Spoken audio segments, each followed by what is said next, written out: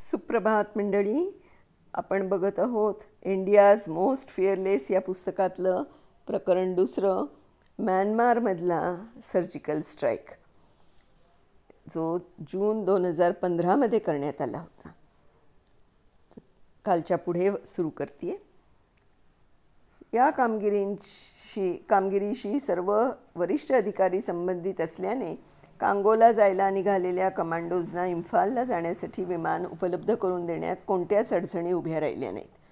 कमांडोजसाठी युद्धाची सर्व सामुग्री जय्यत तयार होती याची लेफ्टनंट जनरल रावत यांनी खात्री करून घेतली.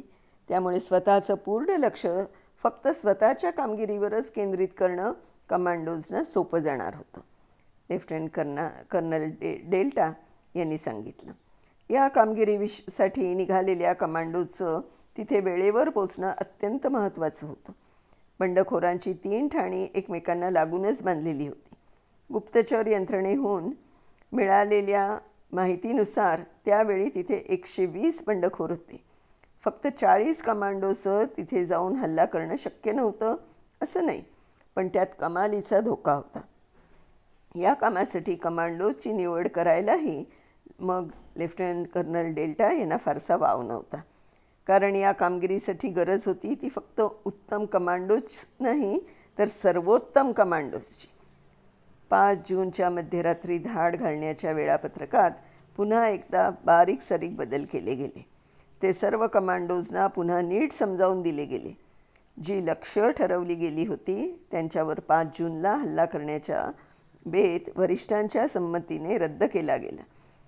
D-Day आता 2 दिवसांनी पुढे ढकलला जाऊन 9 जून ही तारीख निश्चित करण्यात आली. त्यामुळे सर्व कमांडोजना बंडखोरांच्या ठाण्यापर्यंत पोहोचण्यासाठी पुरेसा अवधी मिळाला. सर्व कमांडोज थोडी झोप घेण्यासाठी त्यांच्या बॅरेक्सकडे परतले आणि दिवसभरात पहिल्यांदाच लेफ्टनंट कर्नल डेल्टा यांना श्वास घ्यायला फुरसत मिळाली. एकंदर आखल्या गेलेल्या योजनेबाबत शक्य तेवढी जास्त सविस्तर चर्चा झाली. लेफ्टनंट कर्नल डेल्टा यांनी त्यांच्या सैनिकांना समजावून दिलं की त्यांचं मुख्य काम 8 जूनच्या मध्यरात्री जंगल असलेल्या आणि जिथून बंडखोरांची ठाणी व्यवस्थित दिसू शकतात त्या टेकडीवर जाऊन तिथे थांबायचं. 9 जूनच्या पहाटे अखेरचा जबरदस्त हल्ला करायचा अशी योजना होती. हे सगळं ऐकताना सोपं होतं असं वाटलं तरी लेफ्टनंट कर्नल डेल्टा यांचं बोलणं ऐकताना सगळेच अस्वस्थ झाल्यासारखे दिसत होते. परक्या देशाच्या भूमीवर जाऊन कधी एकदा आपली कामगिरी आपण बजावतो आहोत याचीच ते कमांडोज वाट बघत होते. बरोबर ह्याच प्रकारच्या कारवाईसाठी लागणारं प्रशिक्षण मिझोरमच्या जंगलात आणि इतरत्र जाऊन त्यांनी वर्षानुवर्ष घेतलं होतं.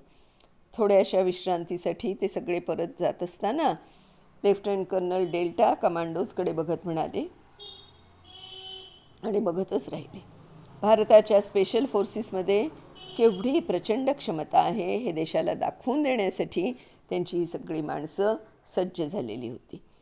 लेफ्टनंट कर्नल डेल्टा ब्रीफिंग रूममध्ये एकटेच उरले होते. समोरच्या नकाशाकडे त्यांनी नीट निरखून बघितलं. नकाशाचं नीट अवलोकन करण्याची त्यांची वर्षानुवर्षांची जुनी सवय होती. सर्वच प्रकारचे नकाशे बघत राहणं त्यांना आवडायचं. त्या नकाशांकडे एकटक बघता बघताच त्यातली वेगवेगळी ठिकाणं लक्षात ठेवणं आणि भराभर अंतराचा हिशोब करत राहणं यात ते अत्यंत वाकबगार होते. एखाद्या साध्यासुध्या कागदाच्या तुकड्यावरून भौगोलिक रचना जाणून घेण्याचं त्यांचं कौशल्य त्यांच्या टीमच्या दृष्टीने अत्यंत मोलाचं होतं. खोलीतले दिवे त्यांनी बंद केले आणि स्वतःच्या क्वार्टर्सकडे ते चालतच निघाले. कदाचित पूर्ण रात्रीची आज आपल्याला मिळणार असलेली ही झोप शेवटचीही असू शकते. उद्या घ्यायच्या असलेल्या बदल्याच्या आधीची शेवटची झोप त्यांच्या मनात आलं. पॅरा SF सैनिकांनी त्यांना आधीपासूनच ठरवून दिलेल्या सरहद्दीजवळच्या स्टेज वजा परिसरात जाऊन थांबायचं असं ठरलं होतं. तिथूनच ते म्यानमारमध्ये प्रवेश करणार होते. कमांडोजच्या हालचालींमध्ये जास्तीत जास्त गुप्तता पाळायची होती. त्यामुळे बंडखोरांना आपल्या अगदी जवळ कुणीतरी येऊन थांबलं याची पुसटशी सुद्धा चाहूल लागणार नव्हती. तशी ती लागली असती तर संपूर्ण कारवाईची पुरती वाट लागली असती. त्यामुळे सूड घेणं तर बाजूलाच राहिलं असतं, शिवाय आणखी काही सैनिकांना आपले प्राण गमवावे लागले असते. लेफ्टनंट कर्नल डेल्टा यांना अजूनही ती वेळ आठवत होती. आम्ही सगळ्यांनी आपापली डोकी चालवली आणि बंडखोरांना फसवण्याची एक शक्कल शोधून काढली, ते म्हणाले. ईशान्य भागात लष्कराच्या ट्रक्समधून सैनिकांची नेहमी ने-आण केली जाते. तशाच प्रकारे कमांडोज एका ट्रकमध्ये बसून जाणार होते. हेलिकॉप्टर्सच्या वापराचा विचारही मनात आणणं शक्य नव्हतं, कारण त्यामुळे लगेच बंडखोरांचं लक्ष वेधून घेतलं गेलं असतं आणि म्हणूनच कमांडोजना तिथे पोचवण्यासाठी हेलिकॉप्टर्सचा वापर करणं टाळलं होतं. ठरवली गेलेली प्रत्येक गोष्ट अतिशय गुप्त राखण्यात आली होती. या सर्व योजनांमध्ये सहभागी असलेले कमांडो सोडले तर इतर कुणालाही कुठल्याच हालचालींची किंवा डी-डेची माहिती दिली नव्हती. तसंच कोणत्या वाहनांनी कमांडोजना पोचवलं जाणार होतं, मणिपूरमध्ये आणि नागालँडमध्ये दोन्ही टीम्सची व्यूहरचना कशा प्रकारची असेल ह्याविषयी गुप्तता राखली गेली होती. 6 जूनच्या पहाटे अनेक प्रकारच्या सूचना कमांडोजना दिल्या गेल्या आणि काही बाबतीतलं सादरीकरणही करून झालं. त्यानंतर कमांडोज तिथून निघाले. सगळेच जण शस्त्रास्त्रांच्या भाराने अक्षरशः वाकले होते आणि ते गरजेचंही होतं, कारण कुठल्याही प्रकारची जोखीम पत्करणं शक्यच नव्हतं. निवडक अशा 64 जणांजवळ कार्ल गुस्टाव 84mm ह्या रॉकेट लॉन्चर्स, पुलेमॉट कालाश्निकोव्ह या मशीन गन्स आणि इस्रायली बिल्ट टार 21 असॉल्ट रायफल्स, कोल्ट M4 कार्बाईन्स आणि AK-47 बंदुका आणि अंडर बॅरल ग्रेनेड लॉन्चर्स अशी भरगच्च युद्ध साहित्य सामुग्री होती. लेफ्टनंट कर्नल डेल्टा यांनी त्यांना हवी असणारी M4A1 ही बंदूक स्वतःजवळ ठेवली होती. त्याच्याहून लहान असलेली, पूर्णपणे स्वयंचलित आणि दर्जेदार अशी M16 असॉल्ट रायफल, शिवाय ह्या खास कामगिरीसाठी फाईन ट्युनिंग केलेली M4A1 कार्बाईन याही त्यांनी बरोबर घेतल्या होत्या.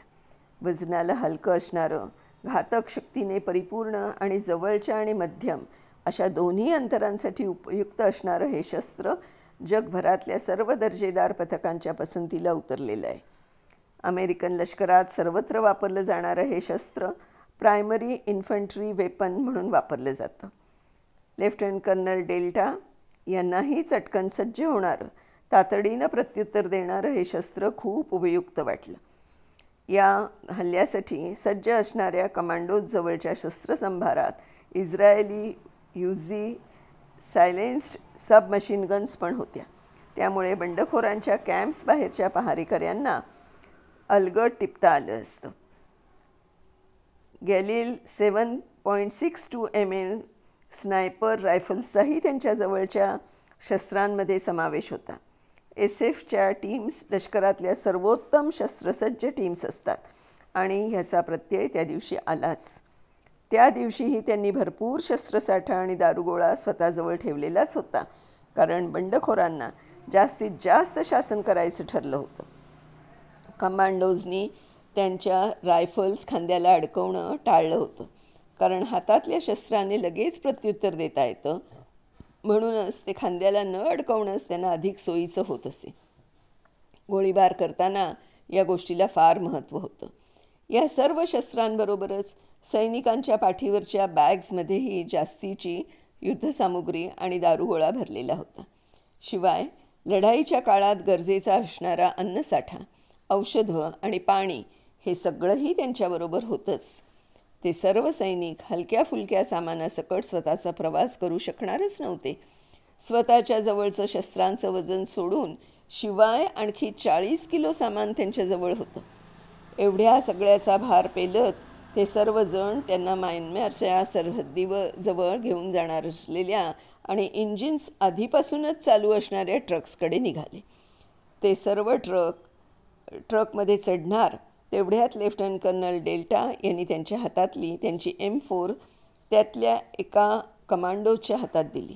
त्यांच्या या कृतीचा अर्थ त्या कमांडोच्या लगेचच लक्षात आला आणि पुढे ते काय करणार होते हेही त्याला पक्क माहीत होतं. लेफ्टनंट कर्नल डेल्टा गुडघ्यांवर बसले आणि त्यांनी जमिनीवर ओठ टेकवले. प्रत्येक कामगिरीवर जाताना ते न चुकता ही रीत पाळत असत. या भूमीने ते पाडणार असलेल्या कर्तव्यासाठी त्यांना एक मित्र बनून मार्गदर्शन करावं यासाठी केलेली ती प्रार्थना असायची. 7 जूनला पहाटे 3 वाजता त्या सर्व युद्धसज्ज कमांडोजना त्यांच्या ट्रक्सनी ठरलेल्या जागी उतरवलं. त्यांचं लक्ष असलेली बंडखोरांची ठाणी अजून बरीच दूर सीमेच्या पलीकडे होती. ज्या टेकडीच्या माथ्यावर जाऊन त्यांना थांबायचं होतं तिथवर जाण्यासाठी त्या सगळ्यांना अजून 40 किलोमीटरपेक्षाही अधिक अंतर पार करायचं होतं. तिथे पोचल्यानंतर प्रत्यक्ष हल्ला करण्यापूर्वी बंडखोरांच्या ठाण्यांची त्यांना व्यवस्थित टेहळणी करता आली असती. एक कर्तव्यदक्ष सैनिक या दृष्टीने लेफ्टनंट कर्नल डेल्टा यांनी कायमच स्वतःला सिद्ध केलं होतं. पण पुढचे 48 तास त्यांच्या कौशल्याचा आणि त्यांच्यातल्या नेतृत्व गुणांचा अक्षरशः कस पाहणारे ठरणार होते याची त्यांना निश्चितच जाणीव होती. या हल्ल्याची फलश्रुती त्यांच्या हातात होती आणि त्याचबरोबर जी तरुण मुलं त्यांच्याबरोबर त्यांच्या खांद्याला खांदा लावून लढणार होती त्या सगळ्यांची आयुष्यही. शिवाय या सगळ्यांच्याही दशांगुळं वरच असणारी एक महत्त्वाची गोष्ट होती ती म्हणजे देशाची प्रतिष्ठा. तो अस्पर्श अमूर्त घटक जो सैनिकांसाठी कायमच अग्रक्रमावर असतो. 7 जूनच्या सकाळी उजाडताच सर्व कमांडोजनी त्यांना सरहद्दीकडे नेणाऱ्या डोंगर भागातून वर चढायला सुरुवात केली. लेफ्टनंट कर्नल डेल्टा यांनी त्या सगळ्यांच्या चालण्याची एक विशिष्ट गती ठरवून घेतली होती आणि ती कमी होणार नाही यावर त्यांचा कटाक्ष होता. लेफ्टनंट कर्नल डेल्टा यांच्या मनात त्यावेळी त्यांच्या कामगिरीशिवाय दुसऱ्या कुठल्याच विचारांना थारा नव्हता हे त्यांना अजूनही आठवते. पण तरीही मधूनच एक विचार त्यांना अस्वस्थ करत होता, त्यांच्या आईचा विचार. त्या काळात त्यांची आई गर्भाशय मुखाच्या कर्करोगाशी झुंज देत होती. येत्या 2 दिवसात त्यांच्या गावाजवळच्याच एका हॉस्पिटलमध्ये तिचं ऑपरेशन होणार होतं. लेफ्टनंट कर्नल डेल्टा यांच्या वरिष्ठांपैकी कुणालाही ही गोष्ट माहीत नव्हती आणि ह्यावेळी स्वतःच्या कुटुंबियांजवळ असण्यासाठीची रजा मागण्याचा विचार एकदाही लेफ्टनंट कर्नल डेल्टा यांच्या मनाला शिवला नव्हता. त्यांचं पूर्ण लक्ष या मोहिमेतच गुंतलेलं होतं. पॅरा SF ची टीम सरहद्दीजवळ पोचली. त्यावेळी अंधार पडायला सुरुवात झाली होती. बाहेरचं तापमान जवळजवळ 25 डिग्री अंशापर्यंत उतरलं होतं. म्यानमारच्या दिशेनं आलेली वाऱ्याची मंद झुळूक सगळ्यांना जरा ताजतवानं करून गेली. सगळं काही वेळेच्या कोष्टकात व्यवस्थित बसलं होतं. त्या रात्री भारतीय सरहद्दीवरच थांबून दुसऱ्या दिवशी म्हणजे 8 जूनला उजाडल्याबरोबर त्या सगळ्यांनी म्यानमारची सरहद्द ओलांडली. आता माघार घेण्याचा प्रश्नच उद्भवत नव्हता. त्या परकीय भूमीवर लेफ्टनंट कर्नल डेल्टा आणि त्यांचे सैनिक डोंगराळ भागात आणि जंगलात 6 किलोमीटर चालत होते. या सर्व कामाची त्यांनी कसून तयारी केली होती. त्यांच्या सविस्तरपणे आखलेल्या योजनेनुसार मणिपूरच्या सरहद्दीजवळच्या एका खेड्यातून त्यांनी 2 गार्ड्स बरोबर घेतले. त्या गार्ड्सना बर्मीज भाषा उत्तम बोलता येत होती. त्या घनदाट जंगलातून पुढे जाताना सैनिकांच्या वाटेत येणाऱ्या सर्व वाटा आणि वळणं या दोन्ही गाईडच्या पूर्ण परिचयाची होती. त्या दोघांचं ज्ञान आणि लेफ्टनंट कर्नल डेल्टा यांची तीव्र स्मरणशक्ती या दोन्हीमुळे कमांडोचं हे पथक योग्य त्या दिशेनं जात राहिलं. त्या सगळ्यांच्याच मनाची पुढे येईल तो प्रत्येक अडथळा पार करण्याची तयारी होती. पण सुदैवाने आतापर्यंतही ते निर्धोकपणे पुढे चालत जात होते. पण लवकरच एका ठिकाणी त्यांना थांबावं लागलं. भारत आणि म्यानमार यांच्यात सीमारेषा आखणारा एक छोटासा ओढा त्यांनी पार केला आणि ते तिथेच उभे राहिले. ज्या रस्त्याने ते जाणार होते तो रस्ता निर्मनुष्य असेल असंच गृहीत धरलं गेलं होतं. तिथे मनुष्यवस्ती नसेल अशी त्यांची अपेक्षा होती. पण आता खरं काय होतंय पुढे ते आपण उद्याच्या भागात बघूया मंडळी. तोपर्यंत बाय बाय. पण अतिशय रोमांचक थरारक असं हे सर्जिकल स्ट्राईक होणार हे नक्की. बघूया काय होतंय पुढे ते उद्या. तोपर्यंत बाय.